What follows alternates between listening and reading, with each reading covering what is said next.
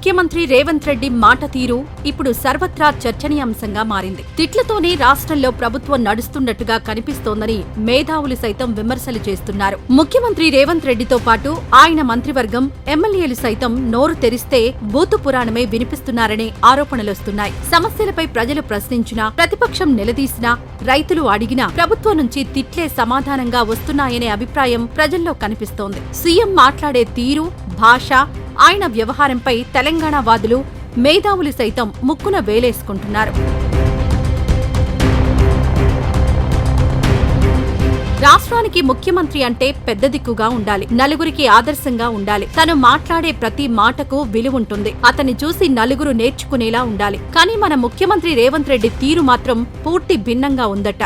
సన్నాసి, ఉరికిచ్చి కొడతా, పేగులు మెడలో వేసుకుంటా, ఉరిపెట్టుకుని సావు, చెప్పుతో కొడతా, రారా చూసుకుందాం, ఇవే కాదు అనరాని మాటలు, చెప్పలేని బూతులు రేవంత్ రెడ్డి స్పీచ్ లో కామన్ అయిపోయాయి. అక్కడా ఇక్కడా అని కాదు, ఏకంగా అసెంబ్లీలోనూ అమ్మను అవమానించేలా మాట్లాడడంపై తీవ్ర స్థాయిలో విమర్శలొచ్చాయి. ఇక బహిరంగ సభల్లో వారి మాటలకు అడ్డు అదుపు లేకుండా పోతుందనేది బయట నడుస్తున్న చర్చ. ఆఖరికి రాజీవ్ గాంధీ జయంతి వేడుకల్లోనూ తిట్ల పురాణమే అందుకున్నారు ముఖ్యమంత్రి. నేటి బాలలే రేపటి పౌరులు అంటారు. కానీ ఆ భావి భారత పౌరుల ముందే రేవంత్ రెడ్డి తిట్ల దండకం చదవడంపై చాలా మంది తల్లిదండ్రులు అసహనం వ్యక్తం చేస్తున్నారు. ఇంగితం లేకుండా బడికి వెళ్లే పిల్లల ముందు కూడా బండబూతులు మాట్లాడడం ఏంటని మండిపడుతున్నారు. అధికారం పోయినా బలుపు మాత్రం తగ్గలేదు. నీ బలుపు అనగదీసే బాధ్యత ఇక్కడున్న మా కాంగ్రెస్ పార్టీ కార్యకర్తలు తీసుకుంటారని చెప్పి ఈ టీఆర్ఎస్ సన్నాసులకు నేను చెప్పదలుచుకున్నా. ఆ సన్నాసి దుఃఖం, బాధ ఏందని నేను కనుక్కుంటే అక్కడ వాళ్ళ అయ్య విగ్రహం పెడదాం అనుకున్నాడట. వాళ్ళ అయ్య పోయేదెప్పుడు, వీడు పెట్టేదెప్పుడు అక్కడ విగ్రహము? తాగుబోతు సన్నాసుల విగ్రహం ఒకవేళ సచివాలయం ముందల పెడితే ఈ పిల్లలకు ఎవరిని ఆదర్శంగా చూపిస్తారు? పొద్దున్న లేస్తే రాత్రి వరకు తాగి ఫామ్ హౌస్లో పొర్లాడే కేసీఆర్ విగ్రహం ఉండాలన్నా అక్కడ సచివాలయం ముందల? ఇక నాకు మంచి మాటలు రావు, కానీ ఒక్క మాట అయితే చెప్పదలుచుకున్నా. ఎవడైనా శాతనైతే వచ్చి రాజీవ్ గాంధీ విగ్రహం మీద చేయి పెట్టండి బిడ్డ, చెప్పు దిగకపోతే చూస్తా నేను. అసెంబ్లీ ఎన్నికల్లో 39 సీట్లు ఇస్తే, పార్లమెంట్లో వస్తే 7 సీట్లలో డిపాజిట్ పోయింది, 15 సీట్లలో థర్డ్ ప్లేస్లో వచ్చిన సన్నాసి నీ పార్టీ మళ్ళీ అధికారంలోకి వస్తుందా? నీవు మళ్ళీ రాజీవ్ గాంధీ విగ్రహాన్ని తీస్తా అని మాట్లాడతావా?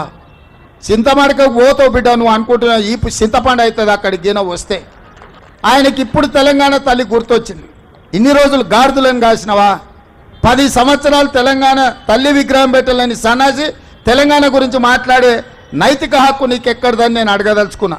ముఖ్యమంత్రి హోదాలో ఉన్న ఆయన ఆ సీటుకే వన్నె తెచ్చేందుకు ప్రయత్నించాలి. కానీ రేవంత్ రెడ్డి ఆ కుర్చీకున్న విలువ తగ్గిస్తున్నారనే అభిప్రాయం వ్యక్తమవుతోంది. ఆయన స్పీచ్ లో మాటల కంటే తిట్లే ఎక్కువగా ఉంటున్నాయని, అంత పెద్ద పదవిలో ఉన్న వ్యక్తి అలా చేయడం కరెక్ట్ కాదని రాజకీయ విశ్లేషకులు సైతం అభిప్రాయపడుతున్నారు. ప్రశ్నలకు సమాధానం చెప్పకుండా తిట్లతోనే కాలం వెళ్లదీయాలని చూడడం జుగుప్సాకరంగా ఉందని ఆవేదన చెందుతున్నారు. రాష్ట్ర రాజకీయాల్లో మరీ ఇంత నీచమైన పద్ధతిని ఎప్పుడూ చూడలేదని వారంటున్నారు. రాజకీయ పరమైన ఆరోపణలు, ప్రత్యారోపణలు ఉంటాయి, కానీ మరీ ఇంత నీచానికి దిగజారి ప్రతి వేదికపై రాష్ట్ర పరువు తీయడంపై మేధావులు ఆందోళన వ్యక్తం చేస్తున్నారు.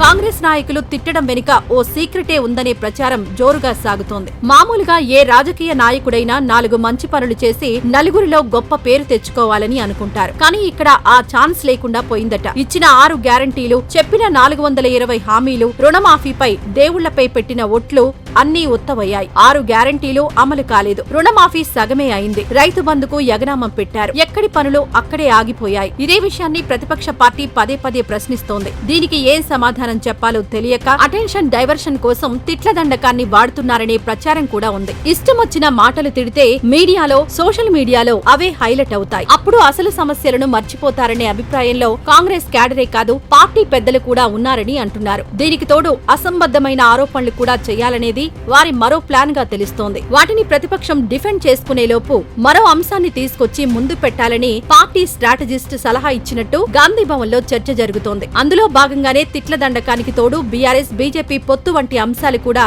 అందులో భాగమేననే మాట వినిపిస్తోంది.